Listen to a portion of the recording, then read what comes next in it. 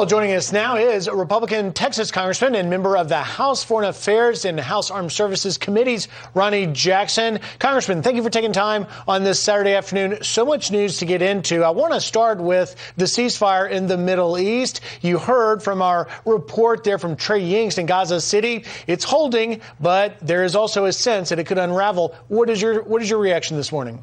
Well, I hope the ceasefire holds grip. I really do, but I don't think that it will. And one of the reasons I don't think that it will is because this country, the United States, President Biden's administration and Congress have not been decisive and quick enough in acting on this. And it's in large part because the agenda in Congress is being driven by, quite frankly, the anti-Semitic squad that's controlling everything that's happening in Congress across the board, including our interactions and our support for Israel in this. And if you don't think we're being tested, you're crazy, because people all over the world, Iran, the Palestinians, Hamas, they're all looking to see how we handle this, and we have not handled this well.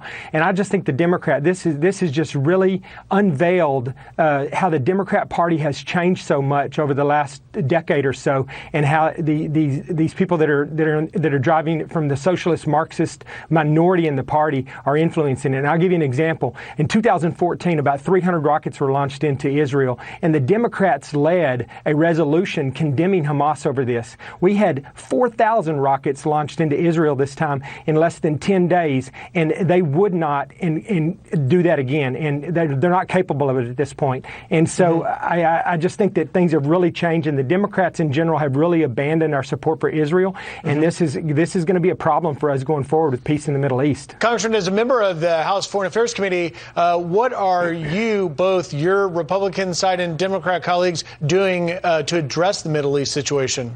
Essentially nothing, and that's part of the problem. I'm on the subcommittee for the Middle East and counterterrorism as well, and we have one hearing scheduled for the next few weeks, and that hearing addresses transnational white supremacy and terrorism. We're not talking about this. The subcommittee that should be responsible for leading the charge on this in Congress is not talking about it, and that's a big problem. And I sent a letter to the committee chair and to the subcommittee chair last week expressing my concerns on this, and basically demanding that we start talking about Israel and our support for Israel and what we can do to help our number one ally and the democracy in the Middle East. I want to change gears, Congressman. You're talking about who's talking.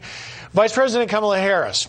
Today is 60 days since she held any sort of press conference. And, of course, critics, I'm suspecting, like yourself, also criticizing her for not visiting our southwest border. What are your thoughts? Why won't she go?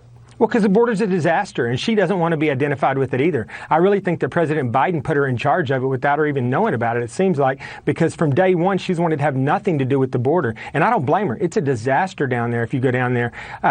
We are overwhelmed right now. We had 174,000 people that we know about that crossed our border in April, and that's an increase of 944% from April of last year. March was a record year as well. We've got, this is a huge burden for our country economically. It's going to be a healthcare crisis for us. It's going to be a criminal and terrorism crisis for us.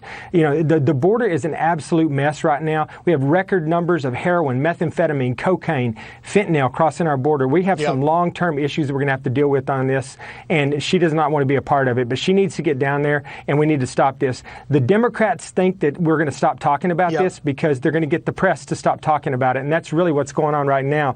Is they're relying on the mainstream media to not talk about it anymore, and they think if they don't talk about it, it'll go away. Congressman, just quickly, in the 30 seconds we've got left, it appears that Republicans and Democrats are a long ways apart when it comes to infrastructure.